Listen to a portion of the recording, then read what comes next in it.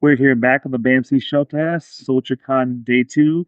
My guest this time is Mick Clausen, El Paso born, currently lives in San Antonio, long time veteran in the comic book industry, both on the retail and artist end. Sir, how are you doing today? Welcome to the show. I'm doing fine. Thanks for having me. It's a pleasure to have you, sir. Now, tell me what you told me earlier. Tell me about your beings in El Paso and your store, which led to you becoming an artist and all the work you've done since then. Hey, my father was military, and we landed here in '68. And I was into comics, and I really didn't get into it till '85. I opened Unicorn Comics out on Lake Sabino on the east side. That year, I went to San Diego Comic Con, started coloring and making comics for Blackthorn Publishing. Since then, I've done work for Marvel Universe and trading cards. I've worked for IDW and Ghostbusters, Boom Studio, Pixar on Lucas Cruise, Toy Story, Muppets, various other companies. Worked on Image Comics for Jade Warriors with Mike Diodato and Exposure with uh, Al Rio. So, and now I'm into publishing. I've got a book my granddaughter actually created and draws. And so we got a book, Tales of the Godai, out. We're on the second issue there. And I'm also publishing SEAL Team 1 with a friend that was the actual SEAL Team operator in Vietnam. He's writing and drawing that book. Now, where can they find your works right now? People at home listening to like your granddaughter's work, for example. Is it a website? It's a website, mindwinderstudios.com. Okay. It's where we're selling it, and then only at conventions that I go to. Okay. So Now, you were in a Panda Con shirt. You explained that to me earlier. Tell me how you got involved in the Panda Con art. Pando Khan, I bought the books when they came out back in '80 to '89. I was a fan of it when the Turtles came out. When I moved to San Diego in the '90s, I met Dave and Monica, who created Pando Khan. We became friends. After a few years, I convinced him, since I was a colorist, that he should put it out in full color. Back then in the '80s, they were black and white only. And it took me a couple of years, but I decided to re-ink and color the book myself just to show him what it would look like, and it convinced him for us to put it back out in color. So, Now, the current Panda Con series, how many issues are currently out? issue 2, we'll have issue 3 coming out in the next few months. And with that, when that came out, I got a friend I worked for in 2010 on Engard from Marcosia. He contacted me and wanted to be putting out Engard again. So I'm going to be coloring that this next year, a 100-page graphic novel. He asked what I was working on. I told him Panda Khan. He's a big Panda Khan fan also. So he handles IPs and stuff up in Canada. And so I put him in contact with Dave. And so now we have a Panda Khan animated cartoon coming out next year. So we had two Marcosia alums on this podcast. We had Matt here a few weeks ago with Spiral Mind. Yeah. Now, for those of you my age or even younger and older, you remember Panda Khan from the Ninja Turtles. They actually came back in the early 90s. Right, '89. Okay, explain that backstory. Okay, so back then, Eastman and Laird were friends with Dave at San Diego Comic Con. And so they got him put out of jail with Usagi Jimmo Pandakon, and they got him in the toy line with NECA. NECA just announced this summer they're redoing the '89 toys, and there's a new Pandakon toy coming out in January. Nice. So, And I met here right across this vendor here. He has all kinds of turtle necklaces and even his, and I was looking at case of Johnson's and the trainer from Eastern England. It's pretty cool stuff. right. I also did with Dave Garcia, the guy who did Pandakon, he did a cover for the 100th issue Nice. of with the store. Back then, the story on that is they did 100 covers. And they let retail stores, if you found the local artists, you could print 400 or 500 copies for your store only. And so when I was in San Diego, MetaHumans approached Dave, so Dave called me the colorer. And so that's the closest I can to doing Ninja Turtles. I knew there were a lot of very close issues. I didn't know it was quite 100. That's Yeah. pretty amazing. So yeah, and like I said, we're exclusive to the local comic store. So yeah, if you were in San Diego, it's unlikely to get it unless you can find it on eBay. Or same with the other store. Now you currently live in San Antonio, correct? Yes, New Braunfels, just above San Antonio. So do you do any in-store appearances, or do you do any in-store exclusives for any stores in the area, such as Heroes and Fantasies or any others? Not yet. I just retired from teaching high school 2 years ago and moved out to New Braunfels. So I just got into doing this full time now. And so I've hit Corpus Christi Con, you found Still Country Comics on Greater Austin, and Giganticon. So I'm gearing up to try to get more out there. And I've been browsing your stash there off and on all day since you're right next to me. Explain to the people some of the Silverline titles you did in the image titles. Image, I did some samples for David Campiti back then, and he showed them around to Image. And Jade Warriors was drawn by Mike Diodato. So I did some sample pages, and then for that, and then on Exposures, I did some for El Rio.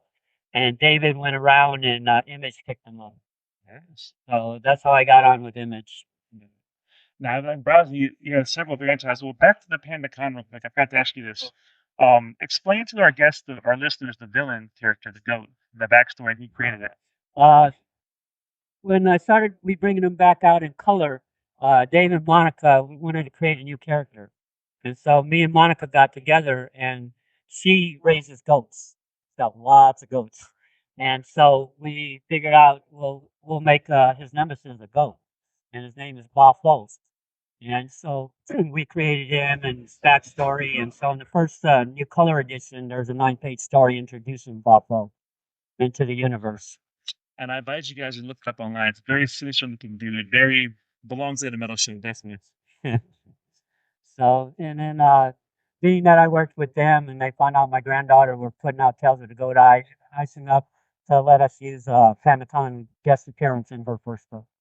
Nice. So, and the villains that Tales of the Godai that they're fighting is Buffalo. And so since I co-created it with Monica, she says go ahead and use them. So he's their nemesis also and Tales of the Godai. Now, is Godai, is that under Mark Posey as well, or is that just... No, I'm self-publishing. That's just mine. So is that strictly just your website? Right. And there's a digital available if people look you up on Yes, Kindle or it's available in digital, or you can order the print copy. Okay, nice. Either way. Anything else you want to add before we get going? No, been having fun here. It was a good time. So how's it like being back in your hometown? It was great. Met a lot of customers were coming up and they recognized me from the store. They usually shop in my store back in the 80s, 90s. So that's kind of cool meeting them and getting very in touch with them. So actually, a little off topic of the artwork, but since you mentioned your store and you had it for numerous years, like how would you compare comic book shops today? I mean, in the current economy and the current marketing where digital is more prevalent. Explain some of the potential struggles as a comic book artist, or how you may have done things differently back in the day that may or may not work now. That one's the hardest. Back then, like I said, I was just struggling to get started. And back in '85 and stuff, most of it was if you wanted to get started, you had to go to San Diego Comic Cons because that's where most of the editors, everybody was showing. It was hard to get out. Printing was hard to do and everything on your own. But now with what is it, print on demand, guys, you can get your books done easier and do it yourself. Plus, with the internet, you can reach more market people, Kickstarters. Back in the '80s, we didn't have any of that stuff. Yeah, I was curious, like, what was the average turnaround time back in the day like? Because I was I was that knowledgeable back then.